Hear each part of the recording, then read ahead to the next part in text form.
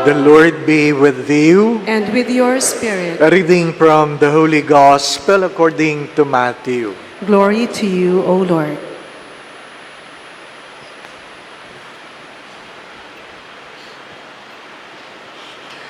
Jesus came to his native place and taught the people in their synagogue. They were astonished and said, "Where did this man get such wisdom and mighty deeds? Is he not the carpenter's son? Is not his mother named Mary? And his brothers James, Joseph, Simon, and Judas? Are not his sisters all with us? Where did this man get all this?" And they took offense at him. But Jesus said to them, "A prophet is not without honor except in his native place and in his own house." And he did not work many mighty deeds there because of their lack of faith.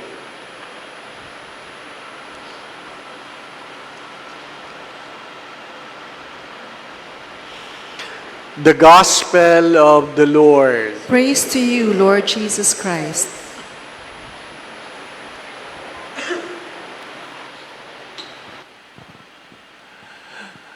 The only place where success comes before work is in the dictionary.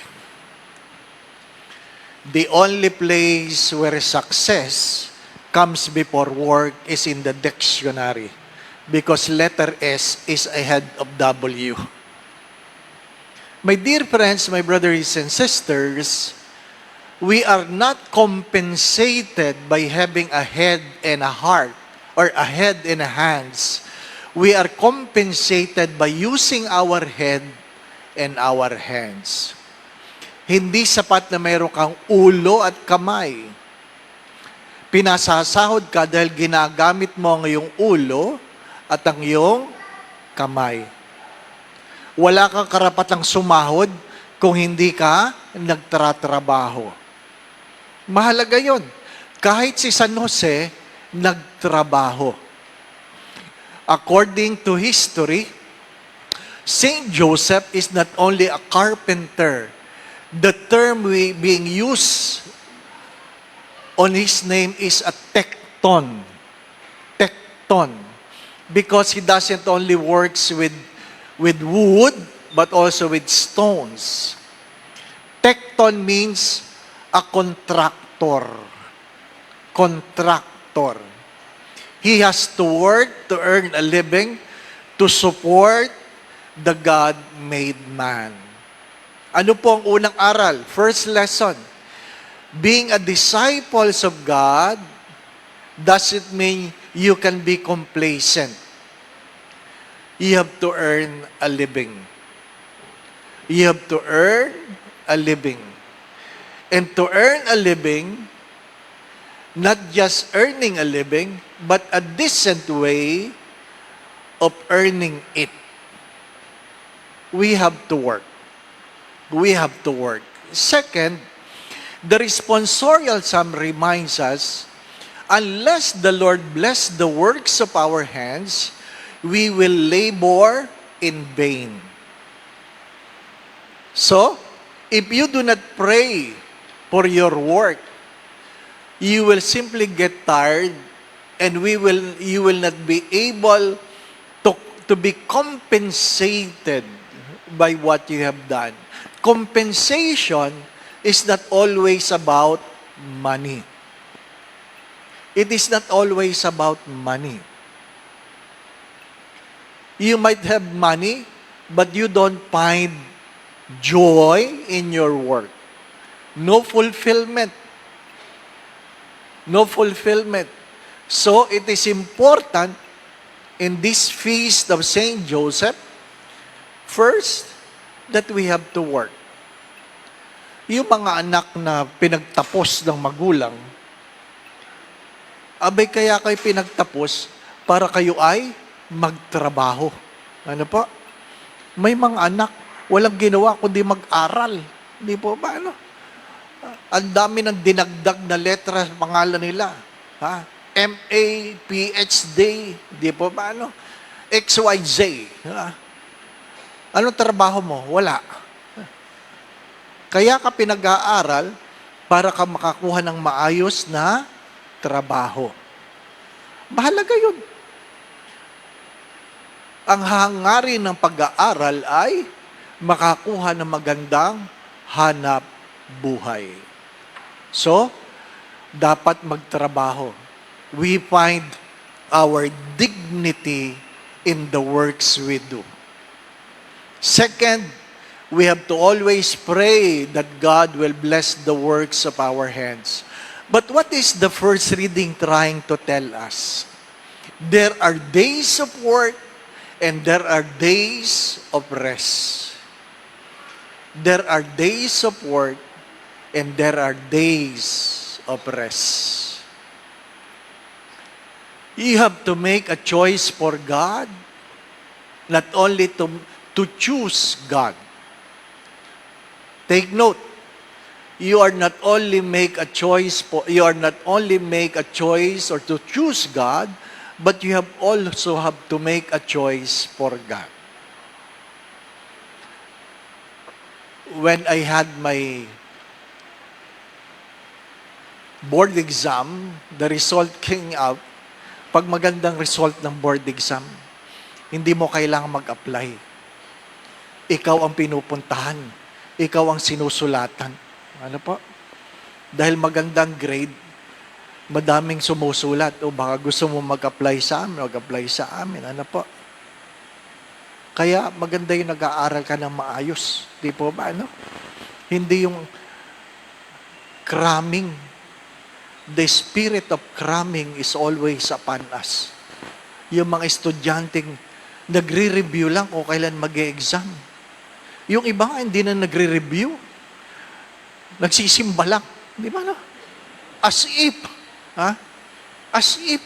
papasa sila. Kaya nung ako ay na-assign na chaplain ng PUP, alam ko kung finals na. Bakit? Ang dami nagsisimba eh. Sabi, finals na ba? Opo, Pada. Kaya pala ang dami nagsisimba. Ano po? Hindi nag-aaral. Gustong makapasa. Hindi po ba, ano? Oh. Sabi ko dyan sa mga yan, buhusan ko man kayo ng holy water kung hindi kayo nag-aaral, hindi kayo papasa. Hindi po ba, ano? Kahit yung mga kukuha ng board exam, Father, bless mo naman ng ballpen, bless mo naman ng lapis. Anong tanong ko? Nag-aral ka ba? Konti. Pero nagpanubina ako, ano ka?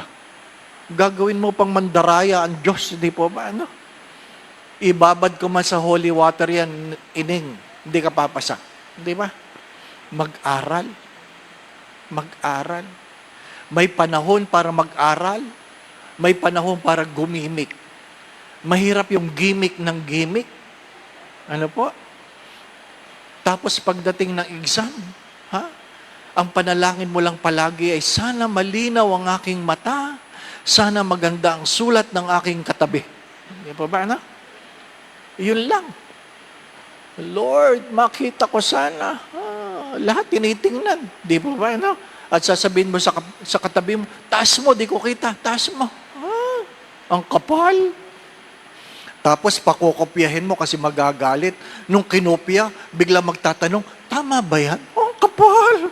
Nangopya ka na, nagtanong ka pa, di po ba? Mga minamahal mga kapatid, anumang inaani mo na hindi mo pinagtrabahuhan, ang tawag natin doon ay pagnanakaw. Hello?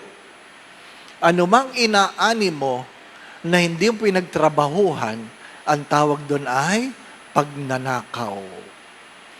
What is the root word of the word pahinga? Magpahinga ka sa araw ng pangilin. Take your rest on the day of Sabbath. Magpahinga. The root word of the word pahinga is hinga. Hinga. Ibig sabihin ng magpahinga, hindi yung ikaw ay gugulong. Hihilata ka. Matutulog ka maghapon. Ang ibig sabihin nun ay magpahinga ka. Allow the Lord to breathe in you. We are all humus. We are all clay.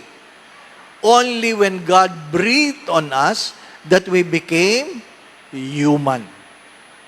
Kung hindi ka hihingahan ng Diyos, ay lupa ka lang. Kaya the moment na hindi ka na humihinga, hindi ka na tao. Ang tawag natin doon ay labi. Remains. Remains. Yan na lang ang labi ni Ernie. Hindi po ba, ano? Yan na lang ang labi. Nga? Pag namatay ka, hindi na ikaw yon. Labi. Remains. Dahil hindi ka na humihinga.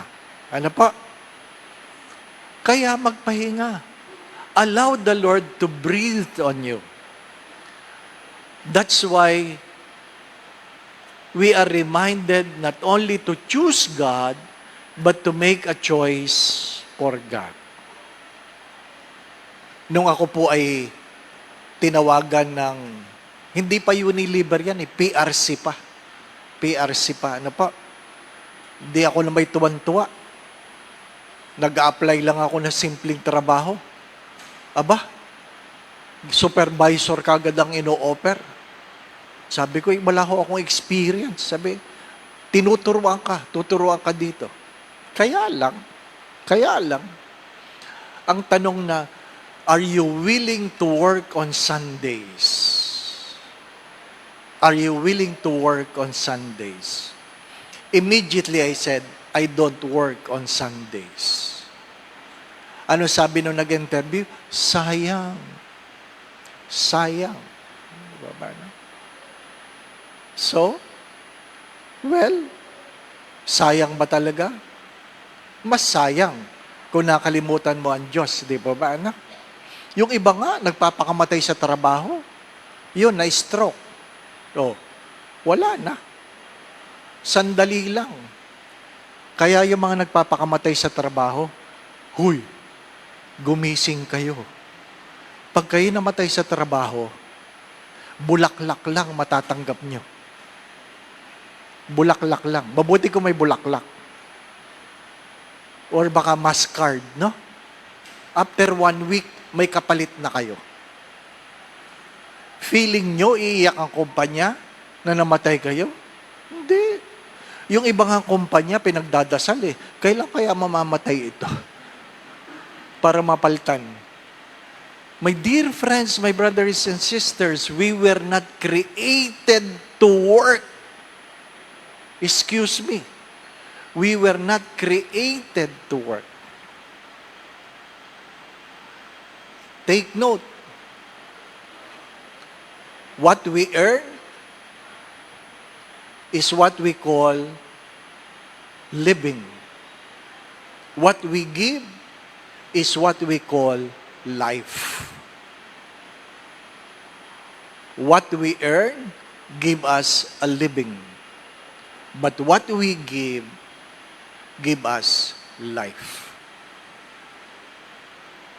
We have to work. Unless the Lord bless the works of our hands, we labor in vain. Third, do not forget, we were created for God. So make a choice for God. Allow the Lord to breathe on you. To breathe on you. Magpahinga ka sa Diyos. Allow the Lord to breathe on you. Amen. Do not forget to pray and allow the Lord to bless the works of your hands, or else you will simply labor in vain. I worked for 10 years before I entered the seminary. So yung mga binata dyan, ano po, baka tinatawag kayo ng Diyos na magpari, ano po, ha? 10 years. Hindi ako bigo sa pag-ibig, excuse me. Ano po? Ha? You might want to investigate your vocation. We have a seminary for late vocation. Holy Apostle Senior Seminary. Ang tinatanggap namin ay 25 years old and above, but not more than 40. Ano po? 40. Walang asawa. Ha? 25 years old and above, but not more than 40. Ba't naman hanggang 40 lang, Father? Sa Pilipinas, pag 40, may maintenance na eh. Ano po? Lugi na ang simbahan. Ano po? So, baka yung mga anak nyo, binata pa. Ano po? Sabihin nyo, baka pinagpapari ka. Yung mga may boyfriend dito, ang boyfriend mo ay mabait, guwapo, matalino, madasalin, sabihin mo, magpari ka. Papaltan ni Lord yan, papaltan. Ano pa? My dear friends, my brothers and sisters, we are not created to work. We were created for God. The Lord be with you. And with your spirit. And may Almighty God bless you and your family, the Father, the Son, and the Holy Spirit. Amen. The Mass has been offered. We go in peace to love and serve the Lord. Thanks be to God.